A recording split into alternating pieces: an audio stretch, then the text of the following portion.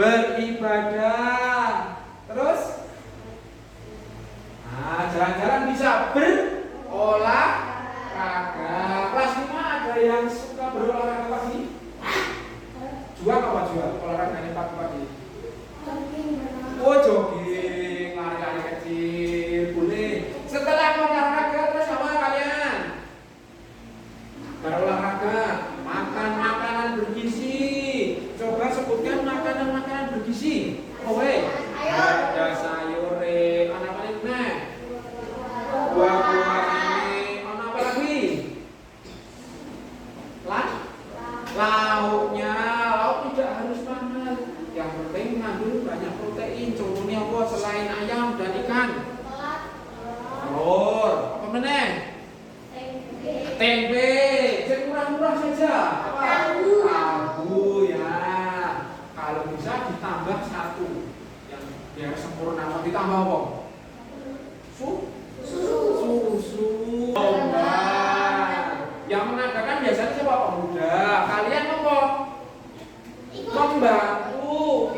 Membantu, ikut bergotong royong, misalkan masang bendera, terus nyiap ke lomba. Ada kelas 5 yang membantu kakak-kakaknya mempersiapkan lomba. Wow, gede-gede. Ya, nanti ya dibantu. Misalkan pemuda atau kakak-kakak kalian ya dibantu direwangi masang bendera, masang ubur-ubur.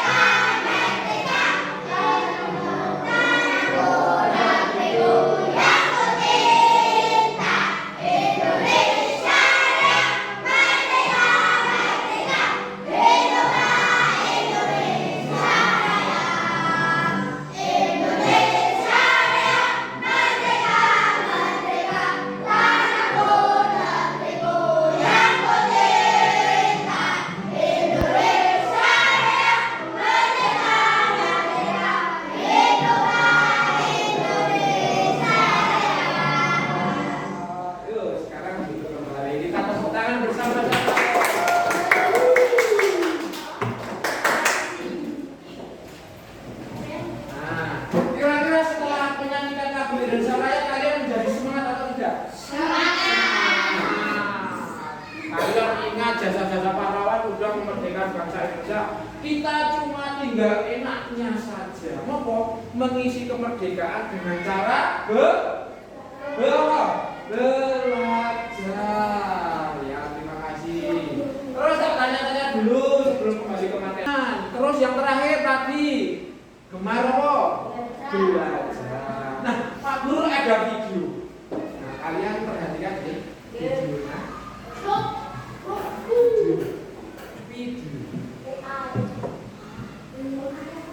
Di tahun 2050, AI mengambil alih dunia. Robot-robot melawan dan menguasai jalanan. Manusia yang selamat berburu habis-habisan. Akankah kita bisa bertahan? Oke, jangan takut dulu. Ini cuma AI yang ada di film-film. Nyatanya, mereka nggak semuanya itu. Tapi, apa iya? Apakah ada ancaman tersembunyi dari AI?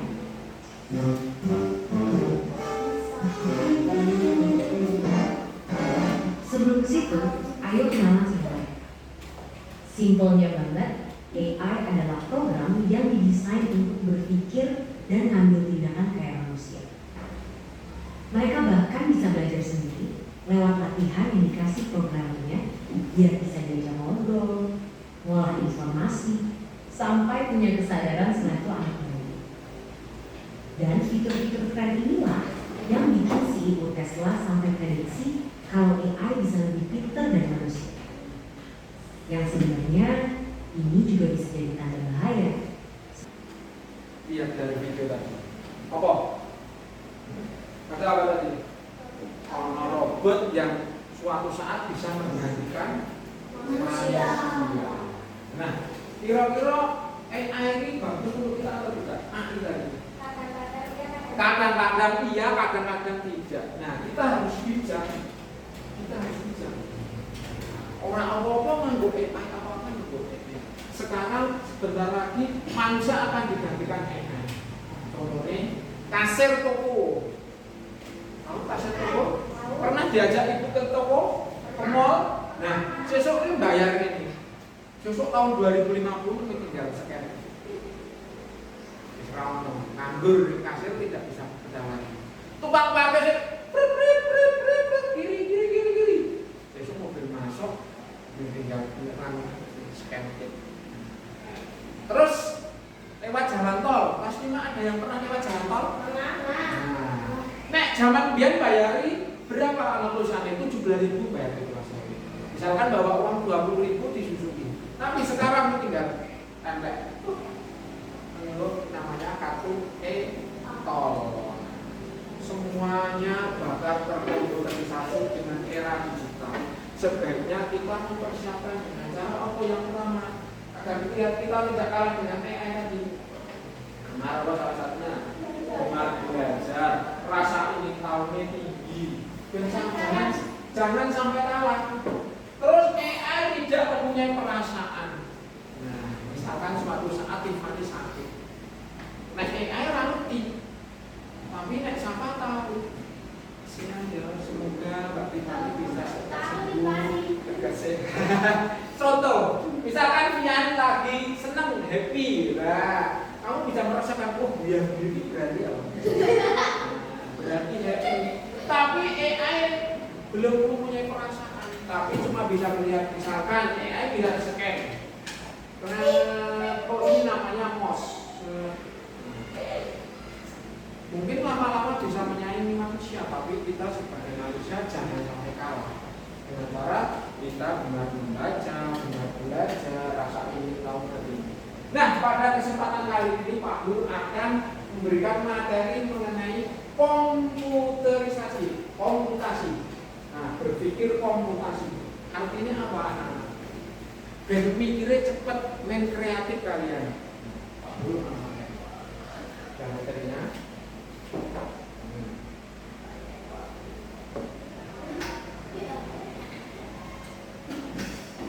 Berpikir komputasional, mengenal cara berpikir ala komputer memecahkan masalah.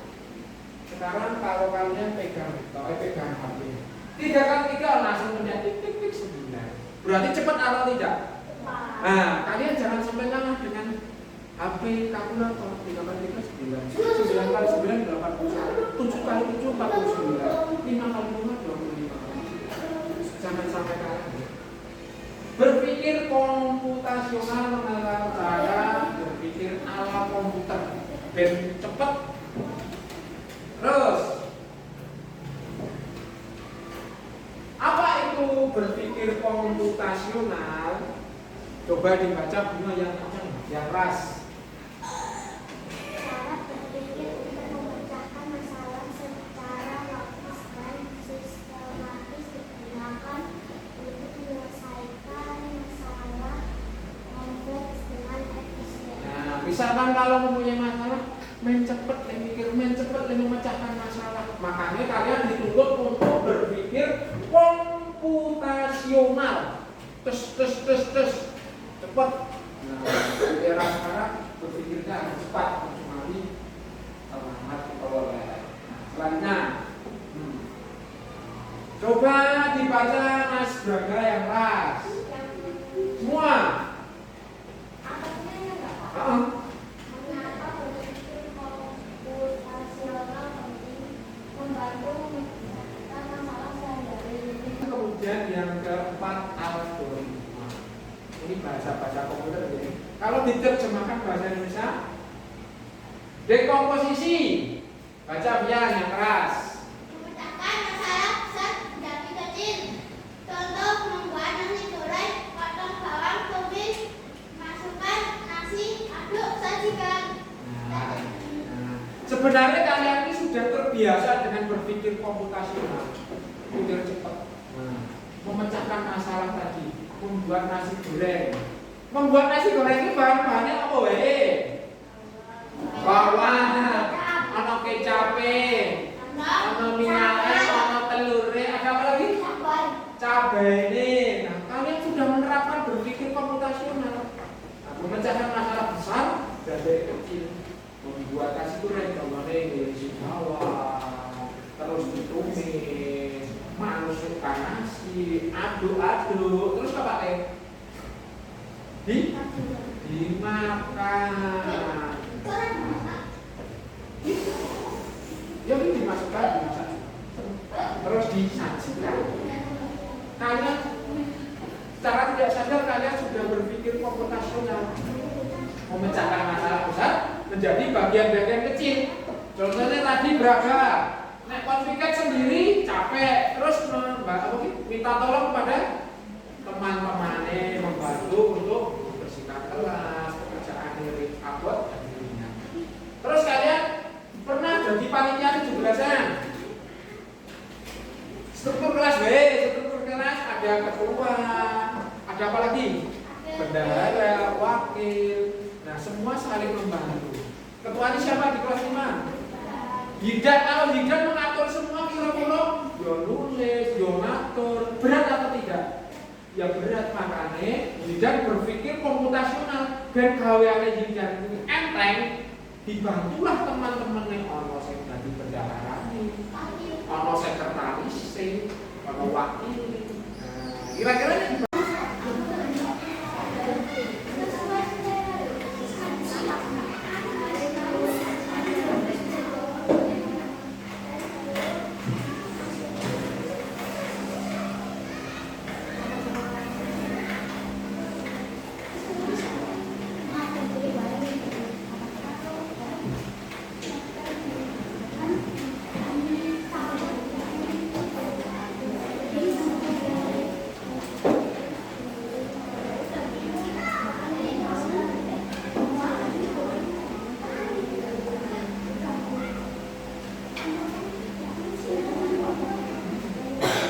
belakang ditulis nama kelompoknya deh.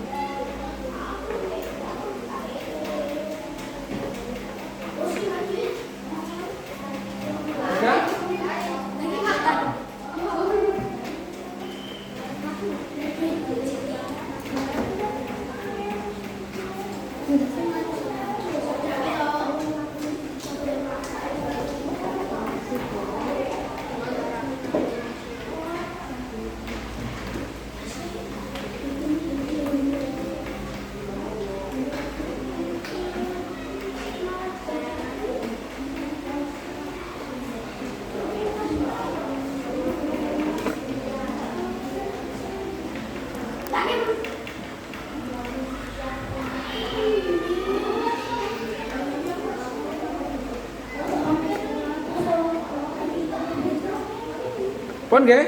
Ya siapa yang mau maju pertama kali? Kelompok mana?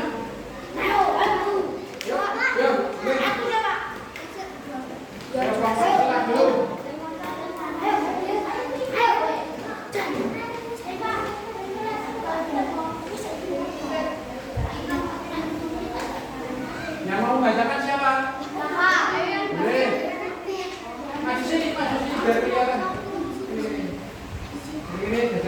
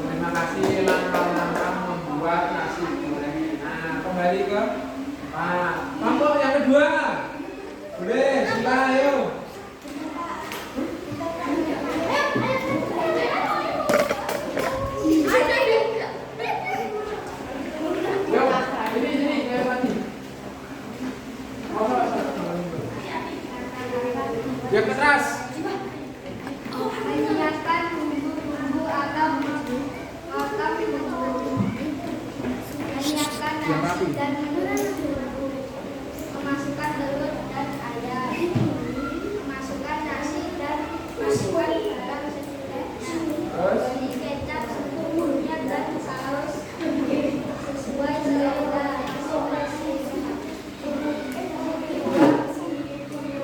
Bisa kasih timun dan tomat dan dikasih ya, terima kasih. Komplit ya kelompok majikan, gawe ini nasi goreng, dikasih udang, dikasih apa sih? Yo. Apa komplit? Banyak yang keras, langkah-langkah. Membuat nasi.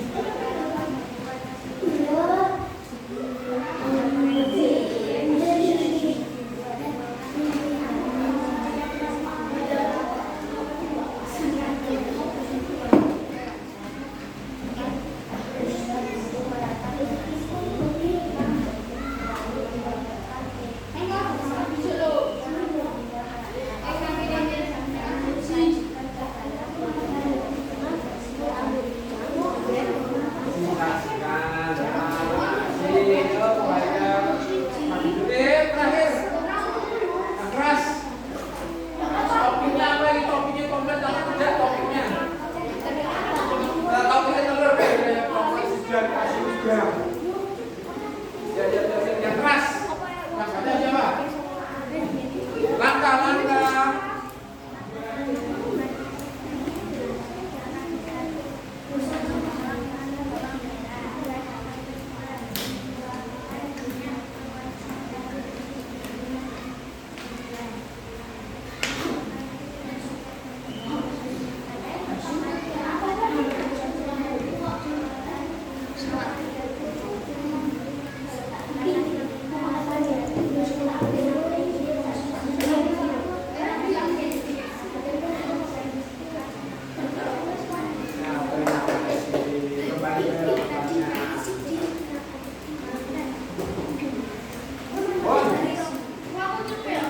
Kelompok 1, kelompok 2, kelompok 3, kelompok tangan, kelompok semangat.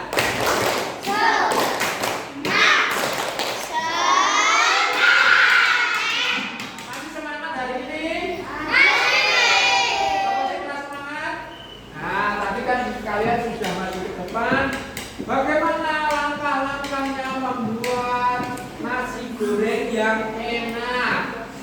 Ada yang dikasih topping udang, ada telur, ada apa lagi? Boleh Pak? Pertanyaan dari sehat-sehat dulu.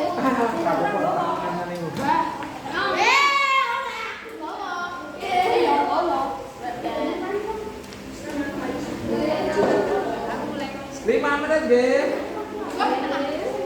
Selesai nggak selesai?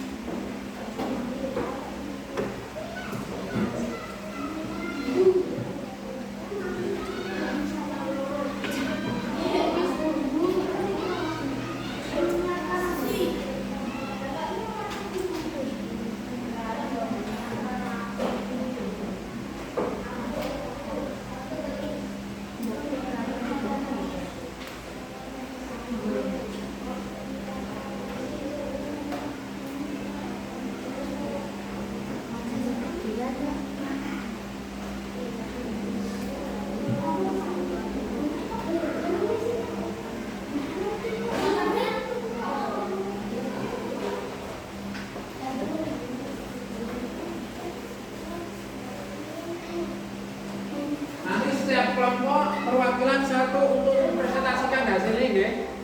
Maju, majune bareng-bareng nasi. Nanti dibacakan satu anak. Apa sih maca sing suarane paling kenceng? Boleh. Ora sapa baju sing maca? Ora boleh kamu. Nanti dibaca langkah-langkah membuat nasi goreng yang pertama apa, yang kedua apa.